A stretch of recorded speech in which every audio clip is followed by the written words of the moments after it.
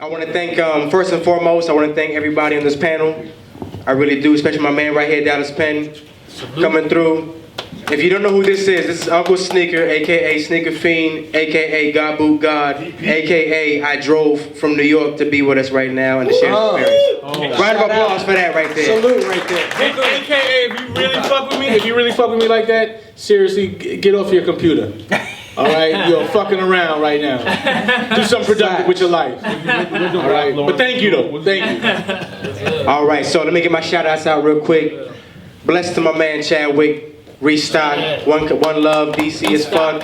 Thank you very much for helping me, you know, one step closer to what I want to achieve with this live podcast. Last of the SoleHicans, by the way. So thank you to the Restock. Thank you Sports Zone, everybody in Sports Zone for letting us have this space. We in the Adams family attic right now. I almost fell 3 times as a whole, but it's all good. Sign a waiver, that's what we do, man. Yeah, we signed a waiver when you got in, so if you get injured on the job, it is on you. So, my name is Sofrito, and if you don't know why that's awesome, it is because I'm black and Puerto Rican, I'm very proud. We represent with flavor, and if you don't know what Sofrito is, it is what makes food crack in the Puerto Rican community. It makes food crack in any community. So if you don't have a jar that's green, you know, then you gotta step it up for the holidays. Get your life right. Get your life right. You know, we were talking about Puerto Ricans being on the moon on our episode of Last of the SoleHicans. So the reason why I call it that, Sofrito, surely your shoe, mad flavor. Thank you guys once again. This is Last of the SoleHicans. We are SoleHicans, meaning culture first, then money, then hype. And I want people, exactly, in that order. And that's how I wanted to bring it. Everybody's on the resell tip. Everybody's on the capitalist tip. But, yo, look, nobody has the same sneaker on right here on stage. Not a one. Facts. And that's what I want to talk about. So, SoundCloud.com, Last of the SoleHicans. I'm on iTunes, so everybody who has Apples and their Galaxy Samsungs aren't blowing up on them. Are you entitled though? Yeah, podcast. Go on the podcast app. Go on there, Last of the SoleHicans, subscribe. I really want to do more things like this, so thank you once again. Now, we're going to get started. So what we're going to do is, we're going to talk about the sneaker culture. Get different people's perspectives on the sneaker culture, define what a sneakerhead is in our eyes, because everybody has a different, you know, definition.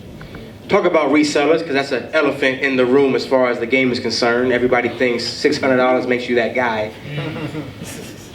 Exactly. Exactly. Silence. Exactly. And then we're going to talk about the value of the sneaker. That's really what I want to hit on. So, first and foremost, I want everybody to introduce themselves and then talk about why sneakers means a lot to them. And then we'll dive into the meat and potatoes of this episode and talk about the value. So first and foremost, the man to my right, the OG, Dallas Penn. How you doing, sir? I'm doing good, sir. Thank you for inviting me down today. Big up to everybody right here. I mean, just being able to talk in front of some folks. This is something I would do anyway. I love to just pull up in a sneaker store and just hold the shoe and then smell it, you know, touch it really, like, you know, get the feel for it and consider copying it. My name is Dallas, like the city. Last name Penn, P-E-N-N. Please, folks listening to this, Google that name and just fuck with whatever comes up. I feel like you'll be entertained. I feel like you'll be enlightened. Spent a long time on the internets fucking around. All right, so I mean, I've been wasting my life, you know, for the last 15 years putting up content. So you'll have a lot of stuff to go through. And I'm just an old guy who loves kicks, and I've loved kicks since I could buy them with my own bread, my own little allowance money, my own little paper route money, and that's more than 35 years ago. So that's all. I'm just an old dude. That's all. Bang. Now we're gonna go to my man right here, Loso Del Fresco. Let the people know who you are and why you love sneakers. Yo, my name is Loso Del Fresco. It started years ago when I was probably 8, 9. My mom worked at a mall in Florida, and my babysitter was that mall. I used to walk around store to store, and that Foot Locker, man, it was just seeing these sneakers, like, especially I knew that my mom couldn't afford them. So just looking at the Barclays, the Air Raids, Sean Kemp's, stuff that I know my mom, $40, they weren't $40, it was $100 sneakers. And just knowing, I'm like, dude, I'm gonna get these one day. And then it started with the $40 champion jerseys. And then it was clothes, it just an obsession. And then once I got my first job, like 9th grade, what was it? The Bread 13s, my first paycheck. It was a $200 paycheck. I bought Bread 13s and I bought the first Memphis Bleak album. I remember, I still remember. The whole check went into sneakers and a CD.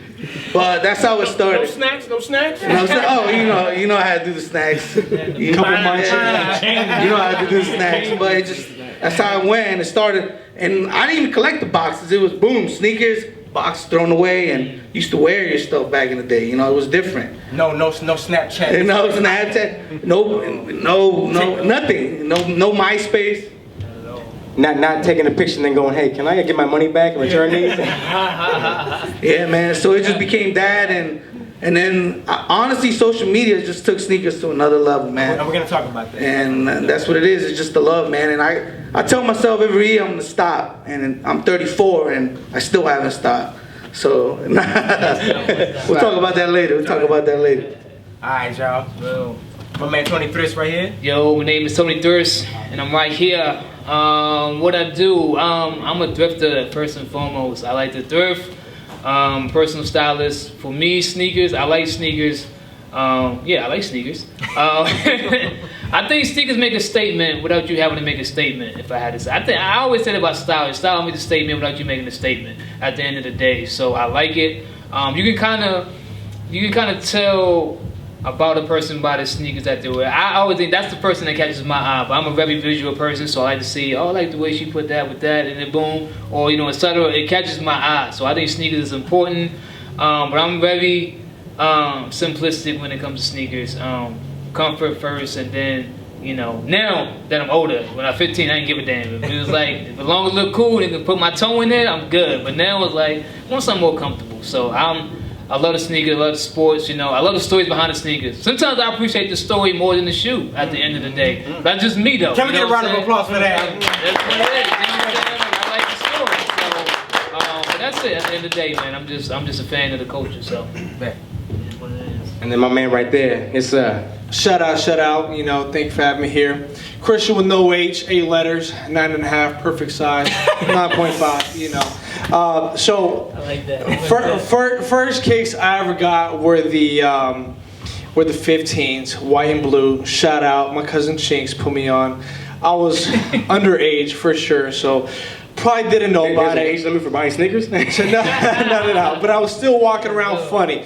I remember being in Chuck E. Cheese. All facts, no lies. Being in Chuck E. Cheese, walking like this. I didn't get on no tunnels because I don't want to mess up the sneaks, So had them on. Got a piece of gum. It was all over from there. Jumped in the tunnels. The balls. Pause. Legit pause. I had to get it in there, you know what I'm saying? So, Oh man. I love it all. I did a little bit of reselling. I cop kicks that I like, you know what I'm saying? I've had everything here. The New Balance, you know what I'm saying? The Sauconys, the Nikes, as you can see here. But no yays, you know what I'm saying? That's just me. Never had the luck, you know what I'm saying? Yeah, Los had to stun on us real quick. Which is why he's the center of attention right here, you know what I'm saying? But that's why he's in the middle. But that's me. I wasn't even planning to be on this podcast. I was, but I'm grateful to be here, man. Definitely for the support, man. All right, so let's get it started. First and foremost, last of the SoleHicans, my little slogan: candid sneaker culture conversations. No politics, no hype beasts, no internet. There's blood, skin, bones. We people. We really talk about why we love it. So that's what I want to get on. So let's tackle the elephant in the room as far as the game right now, reselling. Let's really talk about that, what it is. And when you have an OG like DJ Clark Kent telling you guys, hey, I don't even buy retail, then why the hell would you, in my opinion? So Dallas Panelist, let's talk about resellers. Talk about, because you've been in the game longer than most of us have been alive. No offense. You've got experience. you're the OG. So talk about like what reselling meant before reselling was like a real big phenomenon in the sneaker culture. So what was reselling to you then, and what is it now, and how is it a part of our culture? And this is an OG, so really listen. I mean, reselling. The idea of, first of all, the idea of copping two shoes was revolutionary for heads in the late 80s. And that was when you saw a shoe that you really liked, and it was like, oh my God, I can't wait to pull this shoe out in 1990. This might be 1988. And I'm like, man, I'm gonna pull this shoe out in 1990 and kill people. And this is before brands were retroing, were reissuing shoes. So it was fantastic to have a crisp shoe that was, you know, a couple years old, and people were like, man, where did you get that? You know, and if I had 2 pairs or maybe a 3rd pair, man, I could consider possibly selling that shoe. Fast forward to today, and we're talking about a total speculation game on the valuation of sneakers. It's a silly game to play. First off, simply because none of us know exactly how many shoes this manufacturer produces. We don't know this. So all the things that kind of the information that gets bandied about, some of it's there to purposely mislead people. And I feel like the housing bubble that we dealt with a few years ago, we're going to deal with that in the sneaker game. We're going to deal with a bubble where people say, oh man, listen, you know, these shoes aren't worth the money. They're not even worth box price. I mean, downstairs, they got a fantastic shoe. They got this Cyber Monday 3. Beautiful shoe, beautiful leather on the shoe. But because it didn't have the hype connected to it that would have had this shoe sell out on release date, it's still sitting on shelves. It's probably going to end up in outlets. It's a magnificent shoe. The leather is fantastic. But because it doesn't have any hype around it, it doesn't have the speculators flocking to it, buying it up, and then sitting on the shoe. It's going to be a great shoe for us to pick up. I'm waiting for it to hit 80. I'm saying 80 is where I'm going to get in. I feel like I'm going to get in on that shoe. I'm going to cop 2 pairs. But the resale aspect right now, I'm not going to say it's poisoning the shoe game because the culture is much, much bigger. The culture is old people like myself and everyone on down who love sneakers. So reselling isn't poisoning the game. It's just another added aspect to the game, which I'm confident will fall off sooner than later. It'll fall off because at a certain point, people are going to start to realize that, wait a minute, these manufacturers are producing more shoes than they say they are. And just the fact that, I mean, sneakers in general, for my life, I never had this many shoes available to me. In my whole life, as a kid, you got 2 shoes. You had a black and a white shoe. They might make it in leather.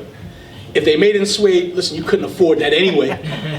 All right? So, I mean, we never had the ability to walk into a sneaker store and have hundreds of styles accessible to me. Not just the stuff I can't buy because it sold out through the hype, but the stuff that's accessible to me. Hundreds of pairs are available, hundreds of different styles. So the resale game, I'm sure, will fall off. The question is when, and it's just based on speculation, which we'll find out that's one of the worst games that they play in capitalism. Speculating on the amount of goods that's manufactured. Thank you, sir. Now, the Complex Con, and who was the ASAP? What was his name? Oh, yeah, you talking about the V-Loans? Yeah. You saw that on eBay. They were trying to sell them for $80,000. You didn't see that post? I thought it was nice. Man, so fake bed. You know what I mean? Yeah. Never. So how do you feel about resellers, brother? Because when we had our episode, by the way, him and I, my man Los Cedos Fresco, episode 4, Last of the SoleHicans, one of my favorite episodes that I did. You touched on. And me being the selfish cat that I am, I didn't want to really dive into it because I didn't want to give the Don 2s that much, love and attention. You had said they're selling them at crazy prices to kill the resale. And we didn't dive into it. So dive into how these high prices in retail are trying to kill the reseller, which is killing us because then we can't buy it in either way, retail or resale. It's crazy, man. I mean, that's why Jordans are 200 now, retail. It's crazy. True Blues were what, 120 in 2001? Plus tax. Yo, I got bread once for 69 at the Nike Outlets in Leesburg, 2001, and my Royals for 69. So you think about that, dog. It's just the game has changed. It's a different animal, man. And it's because I'm not saying like 20 years ago was a few of us. I mean, there was a lot of people back then, but I think now it's the in thing to do. Like, instead of kids aren't copying baseball cards, like before sneakers, I was doing comic books, Marvel cards, basketball cards. I never did football cards, but I did basketball cards, baseball cards. Now, Pokemon cards, real quick. Pokemon cards. See, that was high school. That was high school for me. So I didn't do the Pokemon cards, but I would have. And it was high school for me, man. I'm old. But now kids aren't doing that. Kids are doing the sneakers. You know, they want the hottest Jordan. And parents are buying it for them. My mom would never buy me a $200 Jordan ever. My mom was $50, and it was at JCPenney's. So I was lucky to get something high out of that. You know what I'm saying? So you got the Air Mickey. Yeah, a lot of, like, honestly, the youth now they're blessed. I believe they're blessed, because back in the day it was different, man. And that's the reason. And that's the reason everything's 200. And Nike and Adidas, Nike and Adidas war is crazy right now. Yeah. Because we're gonna talk about has Adidas finally beat Nike this year, yeah. You think they beat them this year? This year, yeah. We'll speak about that. Yeah. But I'm always gonna love the check more than the 3 stripes. That's by heart. I'll put Nike over Adidas. Me. But I got bit by Adidas bug. A few of us have. Sucks, you know. But it's just the comfy, and I think the way the shoes are made. But the NMDs drop what, 130, 140, and the resale what, 400, 500. It's the hype. And then it's like, oh, there's not that many pairs. Oh, people want it even more. Yeah, release. It's crazy, man. And then they say, oh, we have a restock out of it. A restock. Yeah, all of a sudden it's like, hold Shout up. out the restock. It's like those Japanese NMDs, dog. I swear they restock every other day. I'm like, what? And I still yet to get a 13. I'm just like, whatever. But me personally, I would never pay over resale. Like, I wouldn't go to, no disrespect to Kickspot, but I wouldn't go in there and spend money. Because I'm not paying, if the retail box is $170, I'm paying $170, that's it. I'm not giving you your extra $30, your extra $100. That's me personally. So, I don't know, man. The game is tricky, dog. It's tricky. Like these, I had to, man. Break them out. Yo, can we see? Can we see? Yeah, this is hype beast stuff right here. So it was on the counter. Hold on. I was going to give you a proper introduction. So if you guys didn't know, U-Big opened up in Georgetown yesterday. And, you know, of course, we had to go in there and see what it is and see what they're bringing to the city. And then I'm not thinking nobody's going to buy anything today. We're going to just look as spectators. And, of course, Mr. Loso del Fresco, go ahead and share what happened, brother. Well, first of all, Major Commonwealth was started here. And before them, I think social studies did in Frederick, Maryland. That's how I got my 3 Yeezys. Shout out DMV. So people never shot them out. They closed. But they did it before Major. They were doing it 03, 04. And I got Opium Air Max 180s there. I got my Union 180s there. I got Heat in Frederick, Maryland. This spot right here. Yeah. This Spot used to be ill. They had the Air Max Safaris. Remember those Air Max 95 Safaris? They had them in this sport zone for $59.99. Air Max. This spot you was get that ill. mic. Dad's gonna get his mic. Boom, boom. No, I'm saying this spot is still ill with apparel, but this is one of my spots that I came to and cop. And I'm easily talking about 17, 18 years ago, like right before 2000 hit. RLX pieces. And I copped such a fire RLX mountain bike team vest. I was with my school, we were going back. That Sunday, I came here first thing in the morning, 11 a.m. to cop a second one, to buy a second joint, because it was wild cheap too. But I mean, Sport Zone was always ill in the cut SPC in the city, right here in the district. Hashtag SPZ. Yeah. So I mean, it's just dope for me to be in here right now, because this is like that bad day for me, a bad day spot, a little secret little squirrel hideaway. find a come up, find an ill piece. Word. So go ahead, brother. Yeah, real quick. Come ups. Yeah, man. So I went into Ubique, and Major Commonwealth. You know, they doing it, but Ubique is they bringing it, man. It was a dope layout. What you got? All right, let's go. On the counter, real quick. I was with my brother, and we walked in, and it was I got you, brother. These were on the counter like that. MD. Yeah, these were Hypebeast. These were on the counter like that, and I walked in. I was like, what? And I picked them up, and it was a 13, my size. And I was like, fuck. I was like, I didn't want to waste no money, but dog, on the counter. And the dude's like, yeah, this guy won him in a raffle yesterday. Brought him back, said he couldn't resell him, so he brought him back. That's exactly what they told me. Wow. The guy couldn't resell him. He tried to resell him. He put him on eBay for one day, couldn't sell him. Brought him back. And yeah, he put him overnight. Tried to sell him in one day. Couldn't sell him. No patience. No patience. It's that quick money. They want that. You pay retail? Yeah, I asked him, I was like, how much? He's like, it's retail, 170. So I went to the counter, my size, and I was like, oh, here, swipe. And they're nice, man. They're nice. And I mean, Packers did it. I mean, it's trying to that 80s look, you know? They're trying to do that 80s colorway. So I got lucky on that, but that's how it is, man. Retail, yes. Resell, no. But that's my opinion. Bad. Yeah.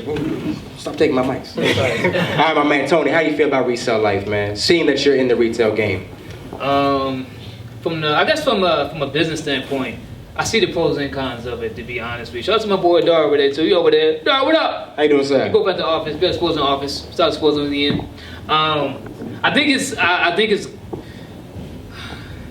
it's a way for people to make money. I think it hurts the culture more than it helps in a sense, because there's a lot of people who there's people who camp out. People don't camp out anymore, and they don't do the raffle tickets or whatever like that. But I think for people who used to camp out like myself, it's a good way to get a shoe that you want for the regular price. You know what I'm saying? Like, without you having to pay extra to get a shoe that you want. And I can see the economic sense of, yeah, if I get two, you know what I'm saying, I can sell one and still have the one that I got, and it's a come up. So I can't knock anyone who thinks like that. That's just good economics. But I think for the culture, it hurts it because someone who really wanted that shoe now can't get it. And, you know, no system is perfect. Even the raffle system isn't perfect. You know what I'm saying? So even that's like, you know, I'm putting one for my cousin, you know, to the side, and then, you know, like, every system isn't perfect. But I think the reselling aspect of it doesn't help the culture.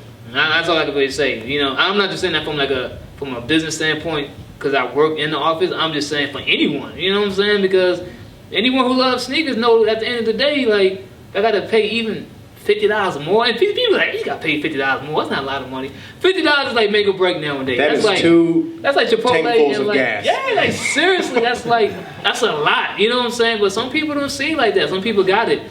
But yeah, I don't think it helps the culture. That's my opinion. 9.5. How you feel about reselling right now? Because you said you used to resell. 9.5, that's right. So, look, when it comes to reselling, if you can make some extra cheese, why not? All right, if someone's out there going to buy it, you know what, go ahead and sell it to them. You know what I'm saying? You're not hurting nobody, right? Now, me personally, have I paid the resale price? Yes. Have I resold? Yes. So, you know, I'm in the market where I'm on both sides, right? Now, of course, I would love to just walk in, 12 o'clock, 12 p.m., maybe 1, you know what I'm saying, snoozing a little bit, get some breakfast, you know, and then go into cop them, right? And not have to worry about the resale price, but it is what it is. Now, if it's going to come to resale, what I personally like to do, I like to, for example, right, everybody knows Top 3s is coming out, right? They're going for like 400 right now. Now, 400, am I going to drop 400 on those right now? Maybe not. Let me go back a couple years, 2000, 2010 maybe, and maybe cop something, maybe cop 2 pairs from that. You know what I'm saying? So everybody's going to have the Top 3s. Let me bring something else out. You know what I mean? I see somebody with the 18s, shout out, you know what I'm saying, white and blue. So that's how I feel about reselling personally. You know what I'm saying? Do it, and if you can't sell it, then return it and let my man get them. You know what I'm saying? So there it is.